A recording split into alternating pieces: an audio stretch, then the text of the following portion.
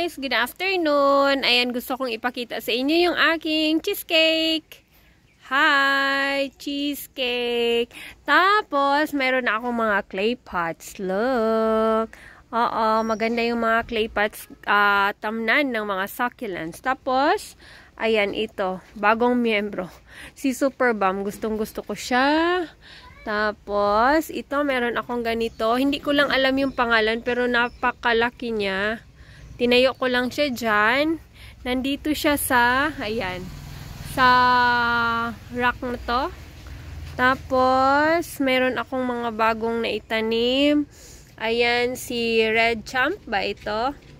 Tapos, parang ito, si Pink Champ.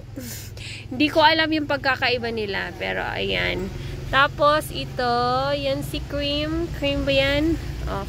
Tapos, meron akong Korean succulent na medyo matagal-tagal ko nang naitanim. Ayan. Tapos, nasa isang pot. Tinanim ko lang sila sa isang pot.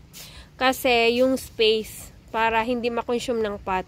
So, 4 sila. Ito, freebie lang ni seller. May mga seller talaga na magaling mag-air dry. Meron akong mga bagong na-discover na mga seller na mura lang. Ito, 350 si cheesecake.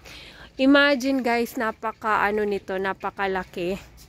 Oo, napakalapad. Nasa pinakamalaking pot ko dito. Malapad. Pero, hindi siya kamahalan. Tama-tama lang. Tapos, mayroon ako dito. Ito yung pinakauna.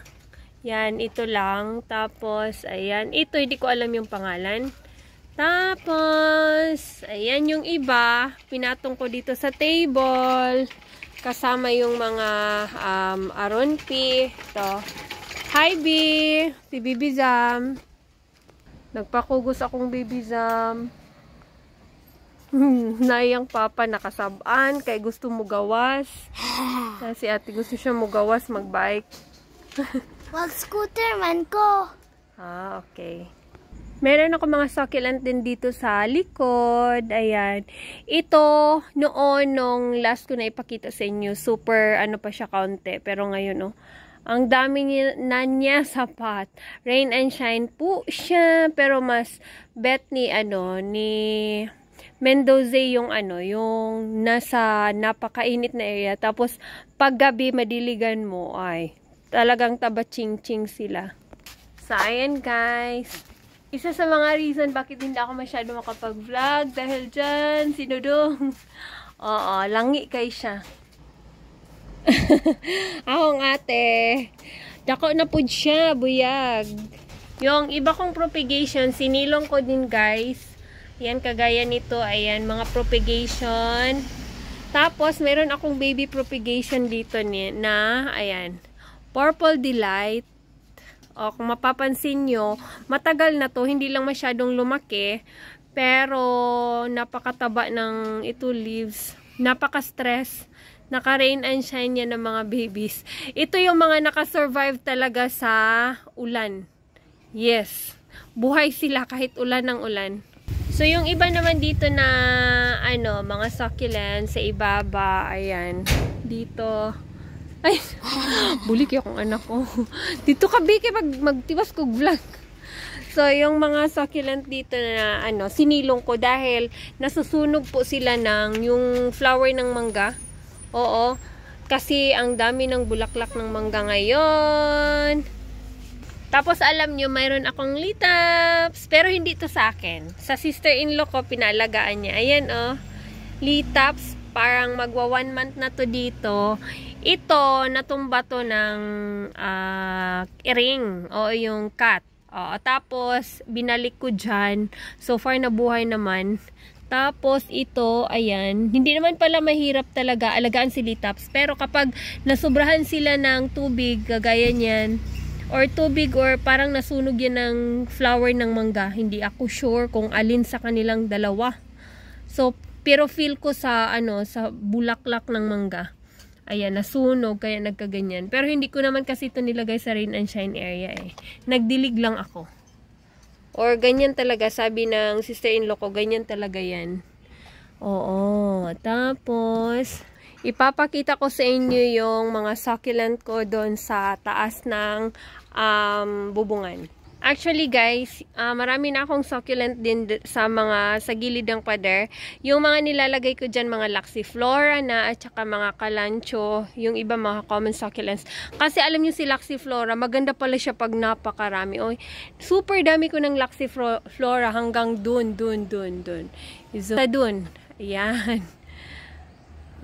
Kapag umaakyat ako sa taas, yan naman ang inaakyatan ko. Every time na nag-check ako sa taas. Tadang! Ito yung taas ng bubungan namin sa ibabaw ng mangga. Yung iba, nandun sa ibaba. Ayan, makikita nyo. Ayan, nandyan ito yung Mendoza ko. Yan, this one. Mendoza yan, si Mother Mendoza. Tapos, yung iba ko naman ng mga sokya, nilalaga dito sa taas, lalo na yung mga cactus na ganito. Oo. Yan, si cactus.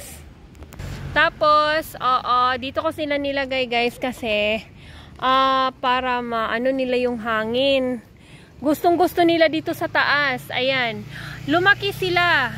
Yes, mas mabilis sila lumaki sa taas. Ito naka-rain and shine. Gymno. Gymno ba yan? Cactus. As in, ito ang liliit nito noon. Pero ngayon, look. Nagsiksikan na, lalo na dito na area, nagsiksikan sila. Ito talaga noon nung naitanim ko. Napaka super, hindi pa ganyan kadami. Rain and shine po, tapos sa bubungan. Ito napaka babies nito noon, pero ngayon super. Ito, mayroon din ako, ayan, mga propagation ko ng, anong tawag dyan, Purple Delight. Ayan, nagkakahoy na pero maliliit pa kasi nasa bubungan sila. Pero maganda sila tingnan. Yan parang mga candy. Meron pa ako doon. Hindi ko masyado maipaano yan. Yan, mga Mendoza, nagsagol-sagol. Dito pa yung iba. Ayan, Mendoza. Meron pa akong isang Purple Delight na pot. Yes, nilagay ko din dyan. Ayan. Tapos, meron na akong nag-start na mag-lashy sa isang malapad na pot. Ito, si aking Mendoza. Mabilis lang alagaan si Mendoza. Ito yung talagang sinadya ko silang ikumpul-kumpul dito. Yan, cuttings lang lahat yan. Pero may mga bibis na yung ibang cuttings sa ilalim. Ayan ito kagaya nito. Ayan mayroon na. So, mabilis lang talaga alagaan si Mendoza. Meron pa dito, ayan. Tapos, meron akong mga propagation dito ko nilagay sa bubungan. Ayan mga Purple Delight. Hayaan ko lang. Naulan-ulanan. Ito yung mga leaves nung mga nabili kong Purple Delight. Mga tanggal at sadyang tinanggal ko. Yung iba dito guys, pagtingin ko talagang nasunog siya. Hindi sa araw. Nakakasunog pala yung bulaklak ng mangga. Tapos ito may babies na. Na-shock ako. First time ko magkaroon ng ganito na may babies. Hindi talaga ako mahilig sa mga cactus. Tinatry ko lang. Tapos hindi ako masyadong naa-addict. Pero at least meron akong cactus. Ate, wag mo wag mo i-touch yung yung ladder. Niya ako ng gunting dito. Dugo. Hugasan lang. Yan. Yan si ate. Oo. So, ayan. So, baba na muna ako. Ganda nila tingnan, no? Lalo na pag puno to. Kinuha ko kasi yung iba. Transfer ko doon. Kasi, medyo mayroon ng mga malalaking mangga. Tingnan nyo yung mga patay na na bulaklak ng mangga. Yan, mga patay na. Kasi, last week, grabe sila na mulaklak. Dami. So, baba na tayo.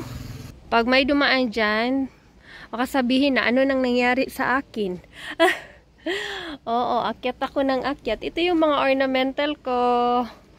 Yung iba, tinapon ko na kasi, sorry pero nagkakalat-kalat kasi sila dyan. So, kaya tinapon ko na. Ginunting ko na yung iba. Pinunit ko na. Oo, ito lang mga iniwan ko yung mga ganito. Ayan, daming ng mangga. Tapos ito yung mga parang akala ko mamamatay na. Tapos ito alam nyo, yung bilis nitong mga babies ng propagation. Nag-umpisa lang ako sa isa. So ayan guys, hanggang dyan lang muna yung update natin. So, hanggang sa susunod na update, mag-update ako sa susunod kung ito ba si Purple Haze at saka si Ghost Plant ay magkaiba o magkaparehas. Kasi sa pagkakaalam ko, sabi nila, magkaiba daw si Purple Haze. Para naman tong Ghost Plant, pero hindi ako sure. So, ayan, ito din, di ko pa alam yung ID nito. Parang din siyang maliit na, manipis, pataas na Ghost Plant. Ganda nyo. Isang pot lang meron ako nito. Yan. Yan ang mga ganap at update ng ating mga halaman. Tapos, ayan. O, sige. Yung iba nasa bukid, baka hanapin nyo. Nasa bukid na po. Next, magdadala ako sa bukid ng ganito. Dadalhin ko na sila, yung iba. Kagaya nito, magdadala din ako nito sa bukid. Ito, si Madiba ang ayaw ko lang dalhin sa bukid. Kasi, baka sensitive, medyo sensitive kasi siya kapag nababasa. Parang ayaw niya ng tubig. So, ayan lang guys. So, thank you so much for watching. See you on my next update. Bye-bye. Tirik-tirik.